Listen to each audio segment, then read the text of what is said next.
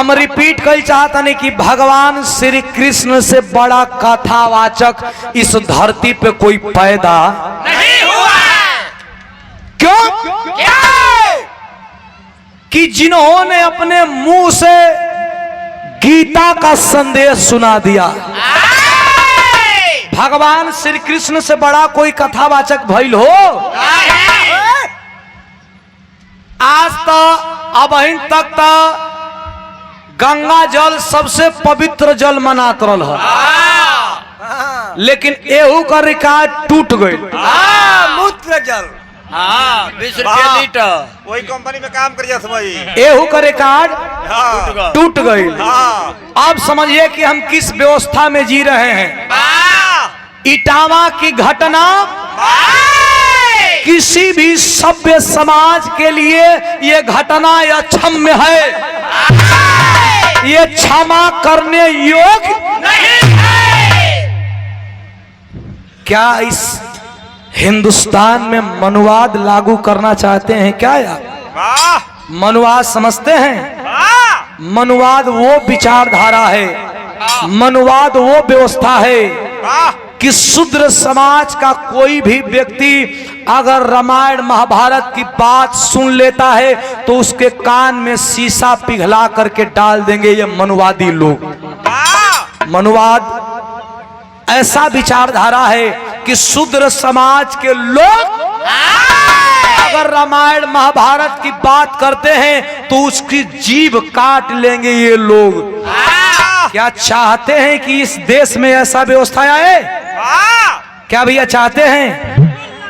बिल्कुल नहीं, क्योंकि ये हिंदू मुस्लिम सिख ईसाई सब भाई भाई हैं। ये देश किसी ग्रंथ और किसी पोथी पतरा से नहीं चलता है, ये हिंदुस्तान चलता है तो बाबा साहब के संविधान से चलता है।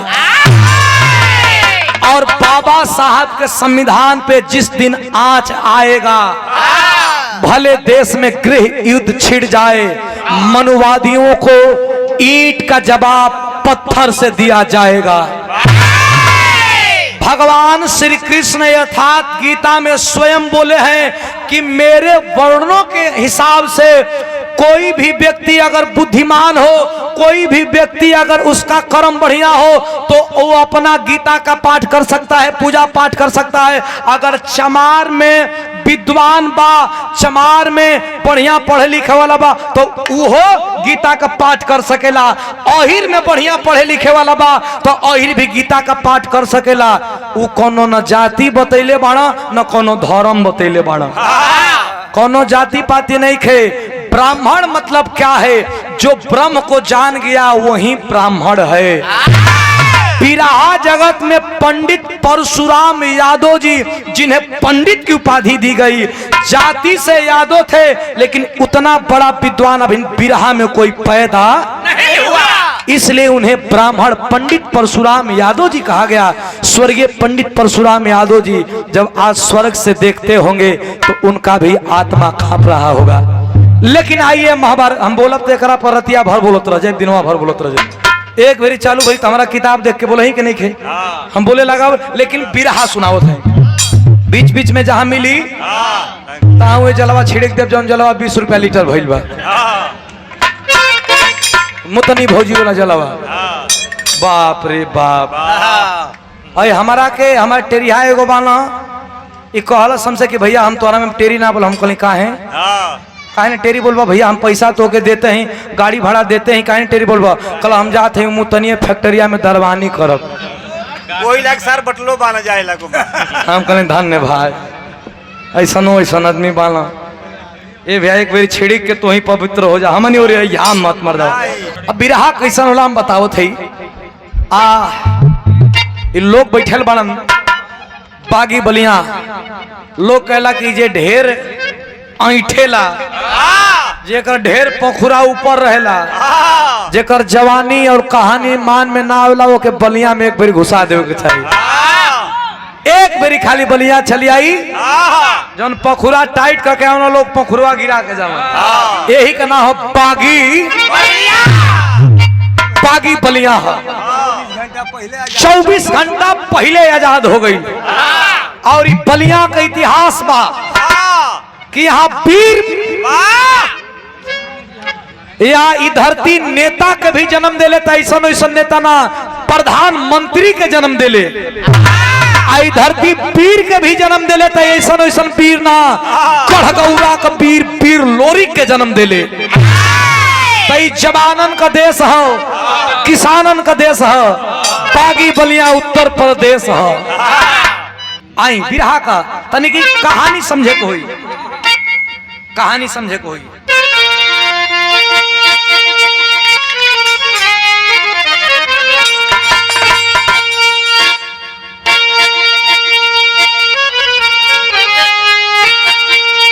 अरे तो डटे हैं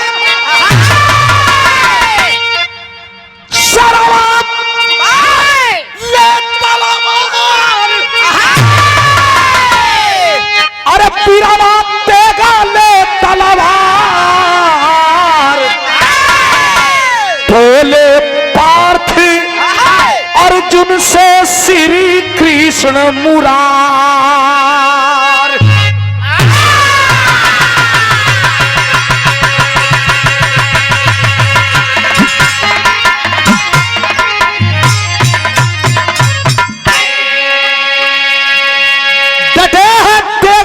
तलवार अरे बिरवा समर बीच मझार,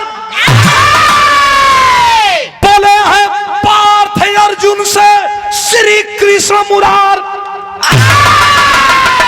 पप्पू भैया अब एकदम मंच पे बोल चलना हो, रुक जा भैया प्लीज, भैया बड़का भैया मालिक मालिक तनी सुन ले जान, तनी बोलब जा कब हमार कहानी समझ ले जा।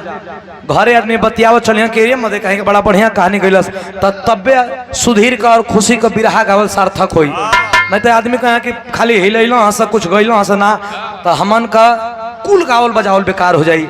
2 पैसा हमन के कम दिया लोग, लेकिन बिरहवा सुन ला लोग। भैया हो डटे समर बीच मझार, बिरवा देगा ले तलवार, अरे बोले हैं पार्थ अर्जुन से श्री कृष्ण मझार। अर्जुन भगवान श्री कृष्ण महाभारत का लड़ाई, महाभारत का लड़ाई यहाँ जितना लोग बैठल बाड़न उतना लोग जानत बाड़न, पढ़ले बाड़न। आ एक बार हम फिर रिपीट कर चाहतनी, महाभारत का लड़ाई जे पढ़ले बा ओकरा खातिर, जे नइखे पढ़ले जे नइखे सुनले ओकरा खातिर। भगवान श्री कृष्ण अर्जुन को कहते हैं कि पार्थ किरण डूबे वाला बा, तनकी देरी लुकाई रह, काहे कि सामने करण बा। अर्जुन कहला कि करण बा त का करी, कहला का ना करी, ओके सूर्य देवता का वरदान बा कि ओकरे सामने जे आई अमोघ शक्ति निकाली।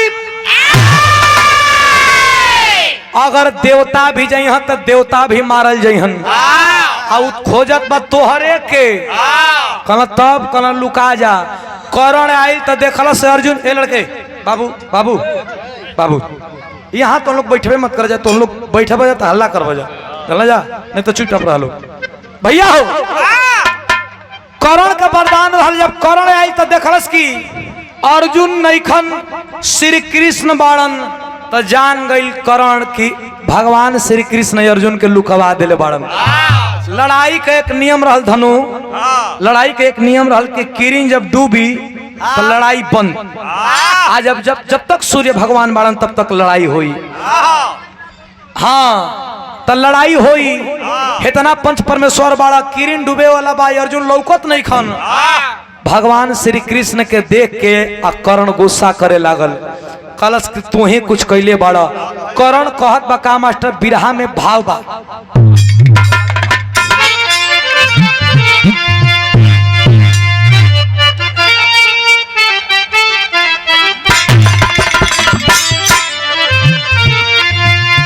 कलश की अर्जुन ना लड़िहन, उनकर माई दूध दूध नहीं खी पियले का। अर्जुन नीचे वाले कहला काहे प्रभु गरियो सुने को होई का, कहला जाए 5-10 मिनट में किरण डूब जाई, चुप रहा। का कहला मास्टर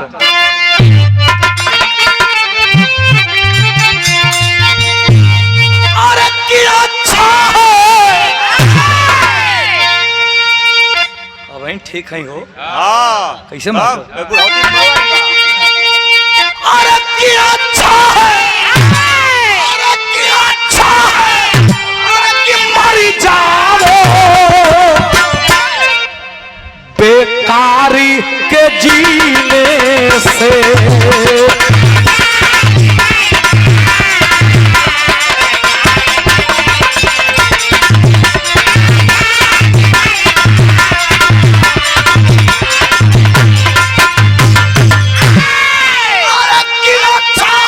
मरी जावा बेकार का जीने से, बेकार का जीने से। अरे कि पत्थर पे, अरे पत्थर पे, अरे उगे मोती मेहनत के पसीने से।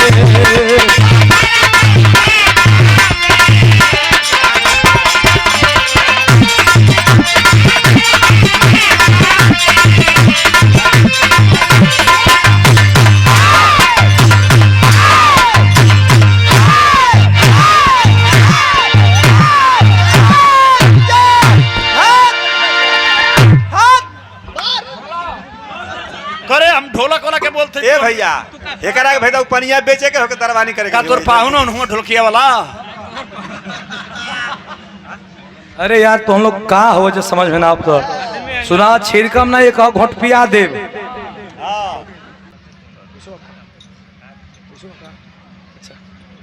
और बिरहा जगत में इस समय बहुत चर्चा बा। देखा केहू को कोनो चीज खानदानी ना होला, न केहू को बाप का पपौती होला। जे जितना मेहनत करी उतना पाई। सुधीर लाल चाह कि केहू के गवैया बना देही, चाहे केहू चाहे कि केहू के गवैया बना देही, तो सुधीर लाल कहे और 3 गो भाई बनाऊ लोग कहे ना गवैया बन जाता। वो कुछ कमाईता जा। हाँ वो कुछ कमाईता जा, हल्का पूछ हम कबारत नहीं वो लोग मालामाल कर देता जा। तो ऐसे जे जेकरा अंदर जौन गुण बा ओके मेहनत खुद करे के हमने का खाली केहू के सपोर्ट कर सकली जा। हाई लोग प्यार दुलार सबके दिलन। अब खुशी यादव जी बड़ा कम उम्र में बहुत चर्चा बा, जहां तक बिरहा बा तहां तक चर्चा बा। हम तो जानी लानू, हम देखा बिरहिया वही के मानीला खुशी जे हमरे उस्ताद आदरणीय श्री विजय लाल यादव से गाल हलस न, हम वही के गवैया मानीला। तो उनहु से गाल हलू एक मतलब तू गवैया हो गई। एक बार ताली बजा के आप लोग सम्मान करें। बहुत बहुत धन्यवाद। ए भैया इतना पंच परमेश्वर बैठल हुआ, अच्छा है कि मर जाओ बेकार के अब पत्थर पे उगे मोती मेहनत के पसीने से। भगवान श्री कृष्ण अर्जुन के बचैलन, तब तक किरनिया डूब गई। करण कलश जब किरनिया डूब गई तो अर्जुन निकल गइलन। करण देखलस तो जैसे किरवा मुड़ी पटक के रह जाला, वही तरह मुड़ी पटक के रह गई कि भगवान ने लुकवैले रहे, किरनिया डूबते निकाल दलन। कलश जरूर कबो मौका आई। पांचों पांडव विचार करे लगलन कि मर्दे बड़का बड़का पीरन के हमन मार दे जाला। लेकिन कर्ण कैसे मराई? भगवान श्री कृष्ण कहला कि करणों मराई, एगो उपाय करतनी। भगवान श्री कृष्ण भीम को लइका के बोलेला है तना भैया लोग बिरा सुनतनी। भगवान श्री कृष्ण भीम को लइका के बोलेला। भीम को लइका का नाम बा घटोत्कच। पांचों पांडवन के जब वनवास भई रहल तो वही घड़ी घटोत्कच हिडिंबा से विवाह कैले रहा भीम। जब घटोत्कच आई तो घटोत्कच मायावी रहल, चाहे तो चींटी जैसन रूप बना ले और चाहे तो पर्वत जैसन रूप बना ले, छोट भी हो जाए या बड़ भी हो जाए। भगवान श्री कृष्ण को बुलावा पर जब घटोत्कच आइल तो पांचों पांडवों में कहीं दुख बा कहीं सुख बा। अर्जुन भीम युधिष्ठिर सब लोग खुश बा करी तो पहाड़ नियन लइकवा भीम कबा। अगर ये लड़ी ना खाली एक हक बेरी अपन सुत जाई तो कई हजार कुल मर जइहन। लेकिन नकुल सहदेव जाके भगवान श्री कृष्ण के सामने लगना रोवे। भगवान कहला काहे रोवत हो भाई? कहना रोवत यही बदे हई जा कि भीम हमनी में सबसे बड़ियार हुन आ हमनों को भोजन मार के हमनी के खा घलन उनहु से बड़ियार उनका लइका आ गई। हमन लड़ाई जीतल जाई कि हारल जाई लेकिन ई बाप बेटा खैला बिना मुआ दिया सब भाई। अर्जुन परिचय लगलन करावे, ए बेटा घटोत्कच हाई तोर चच्चा हमन, हाई तोर बड़का पापा हमन, हाय तोर जेठरी माई हई ए बड़की माई बड़कियों माई हो जाई। अरे वह जेठरी कहाली ना कहला कि ऊ के तकला कि द्रौपदी तोहार बड़की माई है। लइकवा चारू ओर खोजत बा सबसे मिल रहलस लेकिन वो खोजत बा केकरा के अभिमन्यु के। अभिमन्यु जब नइखा लौकत तो लइका सवाल करता कि अभिमन्यु कहाँ है। अर्जुन जवाब देत पाला बिरहा में तरज बा मास्टर।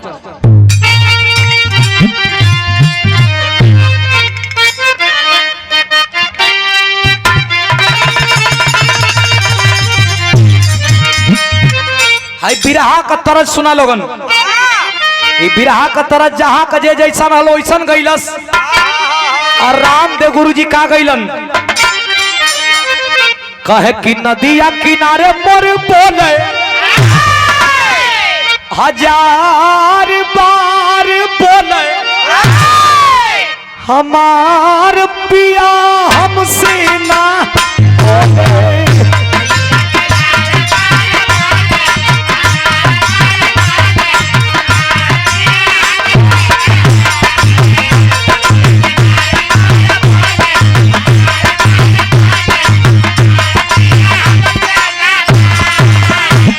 पुल्लू गुरु जी गावे किसारिया बुढ़ऊ काकी अरे मोरे राम जागा जागा भोले बाबा कहा गंगा जी के तनो नहाइबा अरे गंगा जी के तनो नहाइबा पतर तिरिया ना पैबा।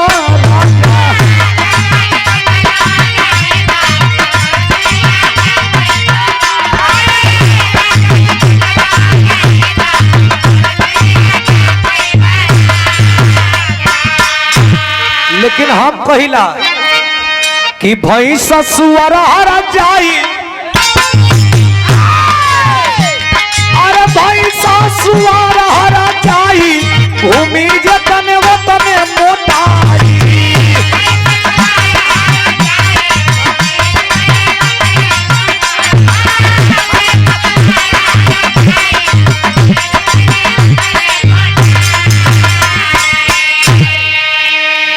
अभिमन्यु के विषय में बार बार घटोत्कच पूछत बतने और ओम साउंड अभिमन्यु के विषय में बार बार घटोत्कच पूछत बा। अर्जुन कहला के बेटा सुन अभिमन्यु कहाँ बा। कहे धोखावा से मरल मुदैया धोखावा से मरली मुदैया अभिमन्यु तोहर। ए बेटा अभिमन्यु 6 फाटक का जानकारी ले रहे चक्रव्यूह का लेकिन 7वां फाटक में धोखा से मारल गई। बेटा अभिमन्यु कहाँ बा सुन बोले घटोत्कच कची भाई ले अमर चक्रव्यूह में फंस गई।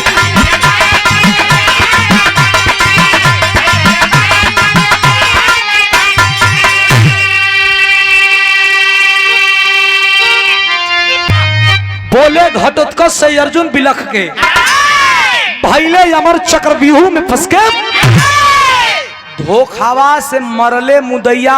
महाभारत का लड़ाई तो बड़ा साफ साफ होत रहल लेकिन अभिमन्यु के चक्रव्यूह में फंसा के धोखा से मरना लोगन धोखा चालू हो गया। वही दिन से धोखा चालू हो गई। घटोत्कच कलश की मरा गई हमार भाई मरा गई कल हाँ मरा गई। आंख लाल लाल करके घटोत्कच कहता है कि हमार बाप भीम का भुजा में 60,000 हाथी का बल।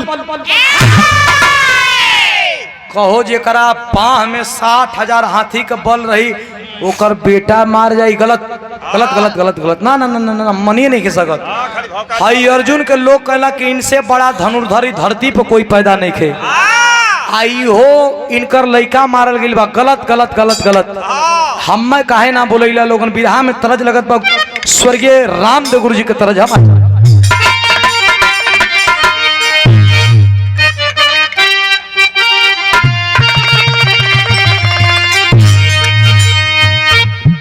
गुरु जी गाँव की तोर नैना कटार हो तोर नैना कटार हर गड़ी गड़ी जाला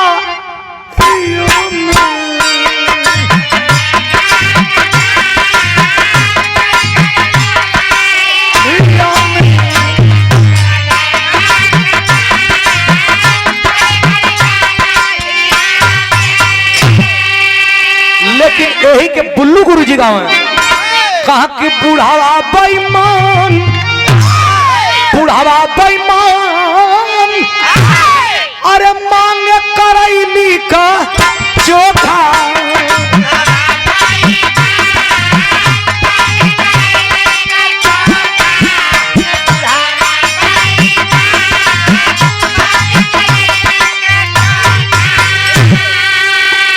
लेकिन अर्जुन से बतावत पा लइका घटोत्कच की हमके काहे बुलैला हो। अरे हमार भाई मार गई तब बुलैला। कहत बा अरे पोला पाका जुझार पोला पाका जुझार हमके बुलैला।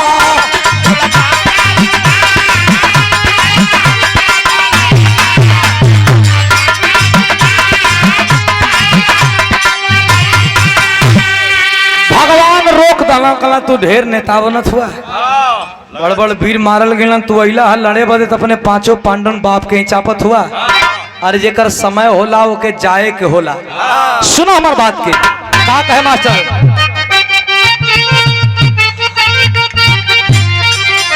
कहा कि अरे क्षत्रिय न हो के अरे क्षत्रिय न हो के अरे तू क्षत्रिय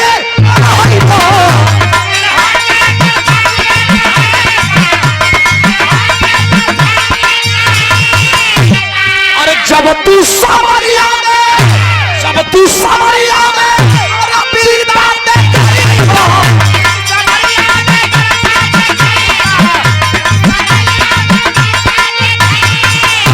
अरे कर्जा शेर सरदार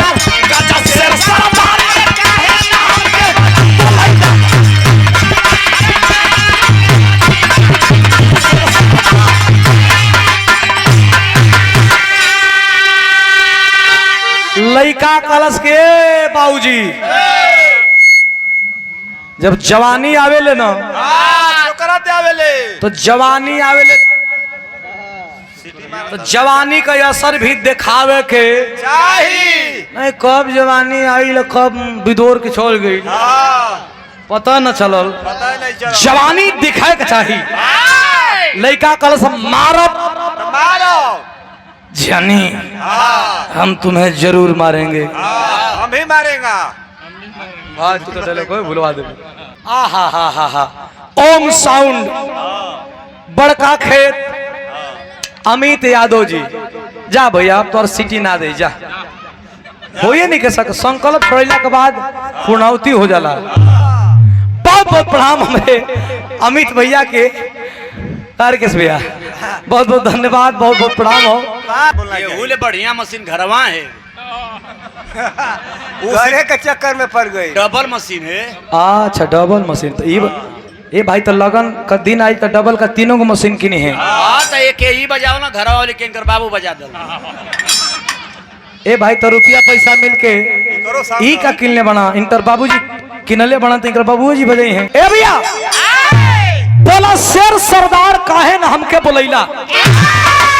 अरे लड़ाई के मैदान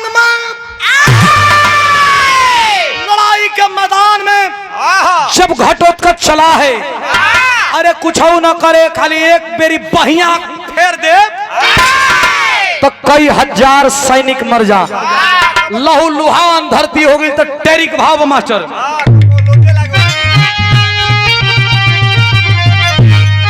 अरे लाशों की रण में ढेरी मच गई। अरे गरजे गरजे पीर घटोत्कच खैर नहीं है तेरी।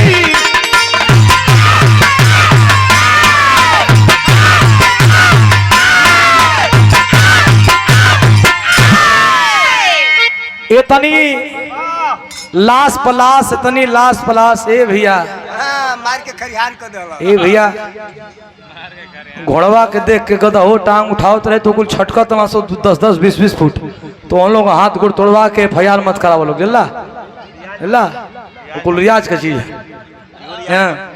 कुल रियाज के लिए कुल घोड़वा टांग उठाओ तो कहे गधा हो हमू टांग उठाई। इहो 3 फीट फाड़ जाला तो खातिन के।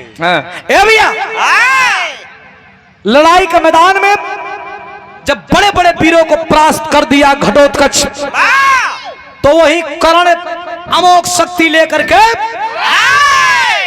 और मजबूर होकर के और घटोत्कच के सीने के तरफ जब चलाने के लिए मजबूर हुआ है, जो भगवान श्री कृष्ण का प्लान था। तो होता है क्या मास्टर,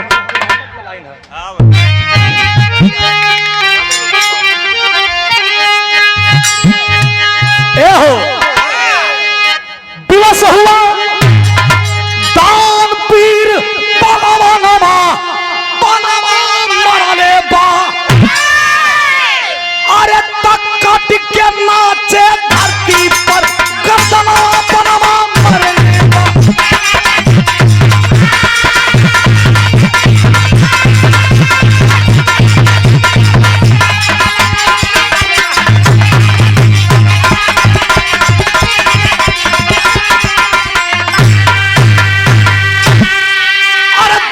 दुर्योधन मगन हुआ।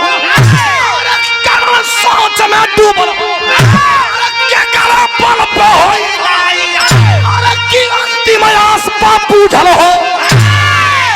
जब बाण मरले हो, जब बाण लगल हो, घटोत्कच का गर्दन कट के एक तरफ हो गई। दुर्योधन मगन बा, लेकिन भगवान श्री कृष्ण बगल में बाड़न। भीम का आंख से आग बरसत बा। भीम का कहत बा मास्टर आग बरसता था, आग जैसन बोला। अरे चले सनासन पान समर तलवारी पानमा मरले काटी के नाच धरती पर काटमा पानमा मरले बा।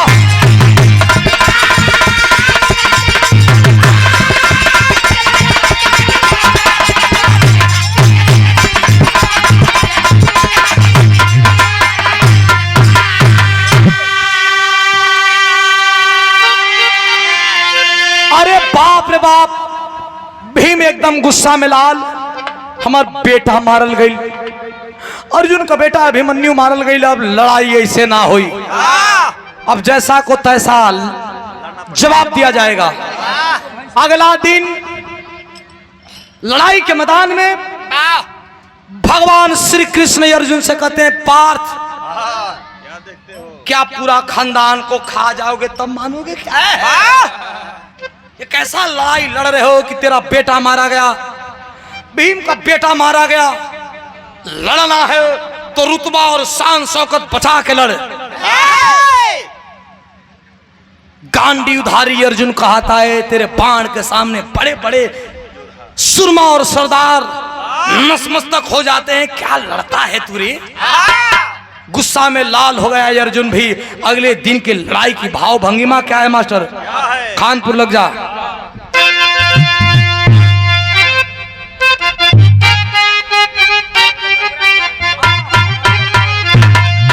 आहा 14 फरवरी के मिलर है यहाँ वीरेंद्र यादव जी बलटहरा वाले।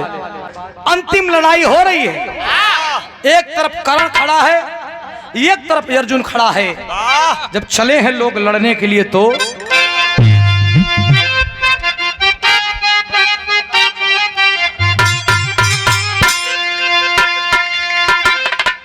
अरे धीरज बढ़ावे कृष्ण पांचों पांडवन की धीरज बनावे कृष्ण पांचों पांडवन के।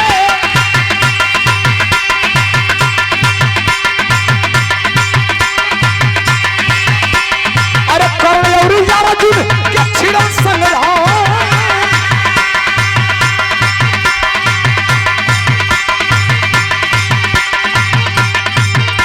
अरे कोई क्या बिगाड़ी हो वो का दुनिया में।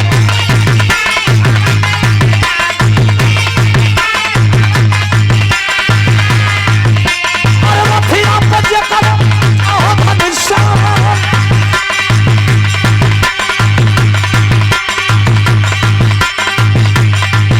अरे ध्वजा लेकर रथिया बजे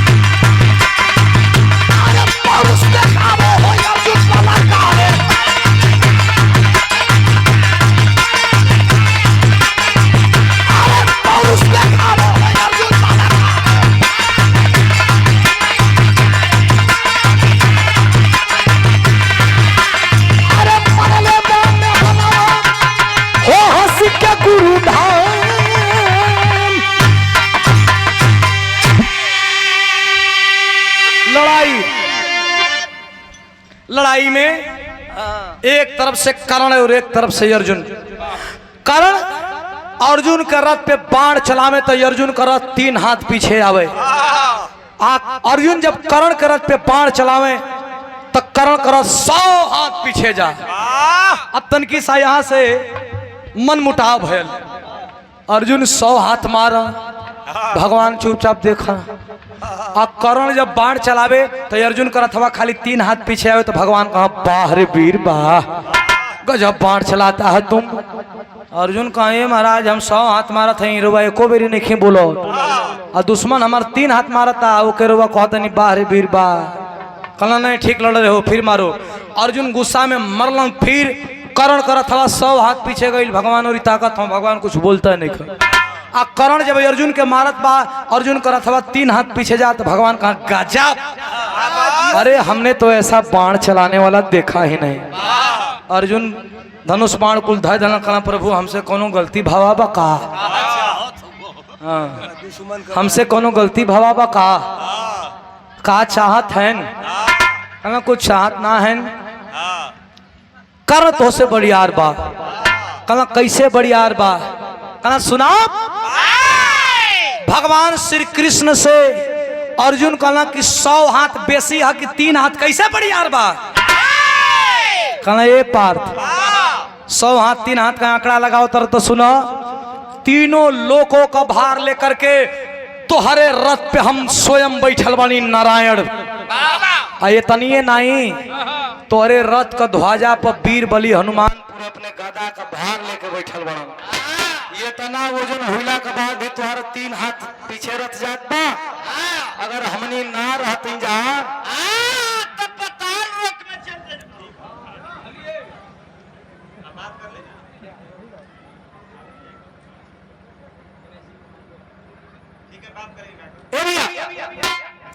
इतना भैया लोग जुटल बनी। भगवान कहलन की सुना मारो के गुरु परशुराम का श्राप लगल बा तब ना मरा था, तब दिवस बानी तो तोरे जैसे वीरन के अब उड़ा पुड़ा दे। तब तक इतने में अर्जुन का रथ का पहिया एगो गड्ढा में धस गई। क्षमा करेंगे क्षमा करेंगे।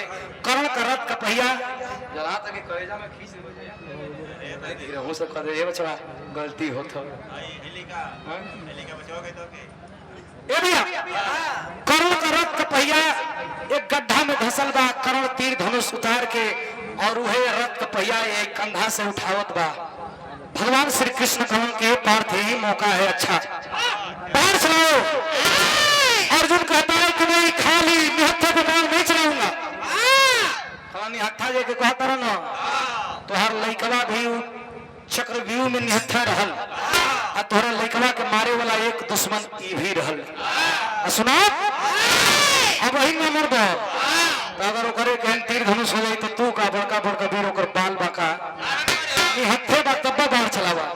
का कलश मास्टर बिरहा में खड़ी के भाव बा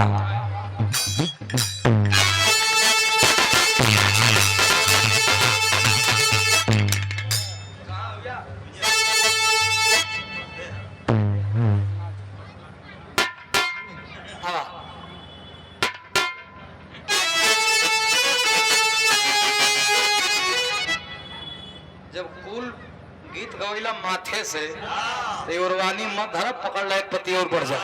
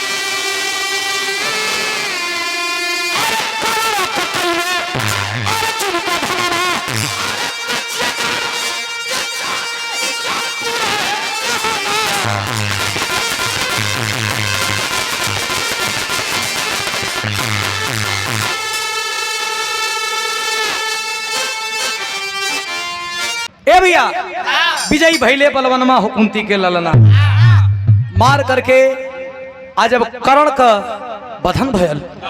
अरे बाप रे बाप कर्ण का जब बधन भयल तब तो लड़ाई क्लियर भइल कि अब लगत है कि पांचों पांडव आए भैया। अच्छा यो करे का ए भैया कर्ण मरने वाला था करा रहा था तब तक कृष्ण भगवान अर्जुन को देखते हैं तो एगो पखुरवा चढ़े लागल। कहला भगवान श्री कृष्ण की लागत था कि अर्जुन के घमंड हो गई। कहला ए अर्जुन तोर बाँ फरकता। कहला कि बाँ ए से फरकता। सुनो ये कृष्ण बाँ ए से फरकता कि मार पुल बांधत कि कर्ण ये है वाह है ये है ये मरले हैं लोटा था ये महाराज। कहला बस बस ये है घमंड। कहला 2 मिनट में हम घमंड तोड़ दे। कहला हमारा घमंड थोड़ा भइल हम तो सच्चाई कहता नहीं। कहला रुका रुका 2 मिनट। भगवान श्री कृष्ण एक ब्राह्मण का रूप धारण कैलन और कर्ण के भी ब्राह्मण को रूप बनवैल। ए अर्जुन के भी ब्राह्मण के रूप धारण करा के कर्ण के पास लेके गइलन। कर्ण से कहलन कि हमके भिक्षा चाहिए। कर्ण कहा कि हमारे पास देने के लिए कुछ है वो। भगवान कहते हैं कि तुम्हारे पास देने के लिए तुम्हारा सोना का दांत है लेकिन तुम देना नहीं चाहते हो। कर्ण कहता है कि हाँ मेरा सोने का दांत है लेकिन ये टूटेगा कैसे। कोई पत्थर लाओ। भगवान कहते हैं कि मैं तेरे यहाँ गुलामी करने नहीं आया हूँ। कर्ण इस बात को सुनकर के रेंगते हुए जाकर के एक पत्थर लाता है और पत्थर से दांत को तोड़ करके भगवान को देने लगता है। भगवान कहते हैं कि क्या रे कर्ण परीक्षा ले रहे हैं। कर्ण को नहीं पता है कि भगवान श्री कृष्ण है। भगवान कहते हैं क्या रे कर्ण तुमको कोई नहीं बताया कि ब्राह्मण को जूठा दान नहीं दिया जाता। ब्राह्मण को तू जूठा दान दे रहा है। जय प्रकाश यादव वर्तमान ग्राम प्रधान जी बाबातर आप पूज्य प्रधान जी के कर कमलों द्वारा शानदार 200 रुपया पुरस्कार कोट को प्रणाम धन्यवाद बा आशीर्वाद की कामना था जिंदगी। कर्ण जब सुना कि दांत धोना है तो बोला कि मेरी तीर धनुष कहीं पड़ी होगी ला दो। ब्राह्मण ला दो। भगवान फिर मना कर देते हैं लेकिन कर्ण फिर जाकर के तीर धनुष लेकर के धरती में छेद करके पानी से दांत को धो करके देता है। भगवान श्री कृष्ण परीक्षा में जब सफल कर लिए कर्ण को तो वरदान मांगने के लिए कहते हैं। जब भगवान श्री कृष्ण को कर्ण देखा कहा कि आप ही थे, हमको इतना तड़पा रहे थे और हमसे परीक्षा ले रहे थे। भगवान कहते हैं मांग ले कुछ वरदान। भगवान से कहता है कि मैं हम जियत बनी तो कहीं इज्जते ना मिलल। कहला कैसन बात बा? कहलस कि हमार जब जन्म भइल तो हमार माई कुंवार रहे, माई का हमार बियाह ना भय रहे तबे हमार जन्म हो गई। जियते जीत हम सम्मान ना पैली। मरद का हमारा अगर लाश जरई है तो कुंवार जगह पर जरई है। भगवान तथास्तु कह के चल दिहलन। करण जब मर गई तो लसिया लेके खोजे लगना पूरा देश में, कहीं कुंवार जगह ये नहीं थी। भगवान बड़ा फेवा में पड़ल। भगवान करण का लाश के लेके गुजरात का ताप्ती नदी के किनारे अलन और ताप्ती नदी के किनारे सुई का नोक भर जमीन मिलल। करण का लाश उतना बड़, सुई का नोक भर जमीन, इतनी कैसे दिहल वरदान पूरा हुई। भगवान नारायणी अवतार में हो करके एक सुई मंगवाते हैं, उतना सुई के नोक भर जमीन जो पवित्र रहा, कुंवार रहल, जहाँ केहू जरल मरल ना रहल। पूरा देशवे में केहू न केहू जरल मरल रहल, खाली सुई के नोक भर जमीन बचल रहल।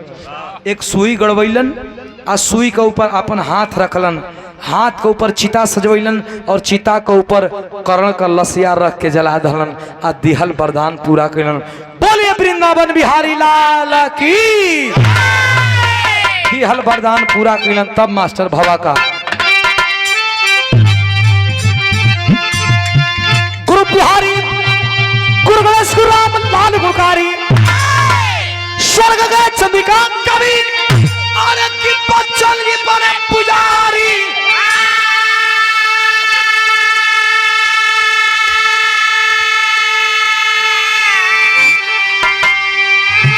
अरे कितना शौकी रण में ढेरी मच गई तो सुधीर अरे विजय लाल तू करो